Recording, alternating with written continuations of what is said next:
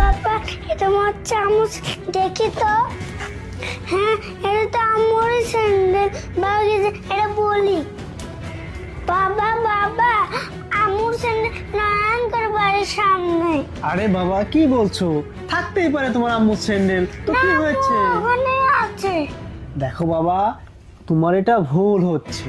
তোমার আম্মু অফিসের কাজে 3 দিনের জন্য বাইরে গেছে। তোমার আম্মু তো আর এখানে নেই, অনেক দূর আছে বাবা, আসতে লেট হবে। মনটা খারাপ করে না বাবা। হ্যাঁ তুমি এক কাজ করো। নারায়ণগড় বাড়ির স্যান্ডেল কেউ থাকতো না। আরে বাবা, স্যান্ডেলের মতো স্যান্ডেল থাকতে পারে না অন্য মানুষের, তুমি যে কি বলো বাবা। না না আম্মু ওখানেই আছে। দেখো বাবা, তোমার আম্মু ওখানে নেই। তোমার আম্মু তো বলতেছি, তোমার আম্মু অনেক দূরে গেছে অফিসের কাজে, 3 দিন পরে আসবে তোমাকে দেখতে, ঠিক আছে বাবা?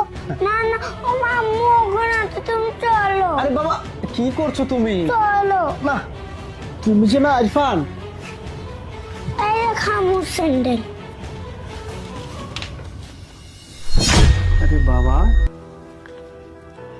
কি ব্যাপার, এই স্যান্ডেলের নাম্বার 25, আমার আম্মুর স্যান্ডেলের নাম্বারটাও তো 25, সেম এইরকম।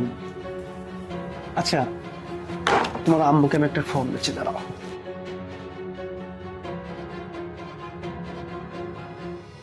আরে বেবি, তুমি এইখানে আমার সাথে এইভাবে এসে দেখা করো, একই ফ্ল্যাট একই রুম, অথচ তোমার স্বামী কিছু বুঝতেই পারতেছে না। কি তাই না বেবি? তোমার ফোন বাজতেছে। আমার স্বামী ফোন দিছে, তারা দেখি তো কি বলে। আরে না না, এখন ধরা পড়ে যাবো, কেটে দাও। আরে আরে কেটে দাও। কি করতেছো?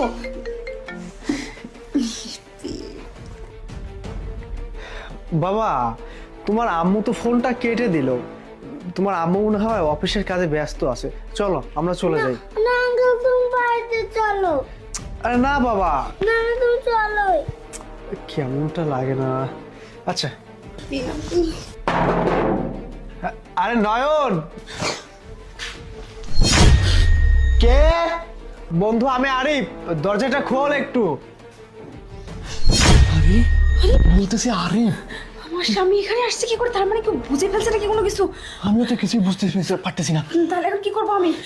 আমার তো মাথা কাজ করছে। আমাকে এখানে থাকতে তো সবার সাথে আমি কি করবো? এখন এখানে থাকা যাবে না। তুমি যাও, আমি এখানে কোথাও লুকাই পড়ি নাকি। খুলবো কি? আর তুমি খোলো, আমাকে লুকাচ্ছি। আচ্ছা তুমি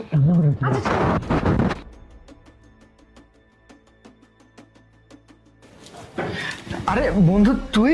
আরে আর বলিস না, আমার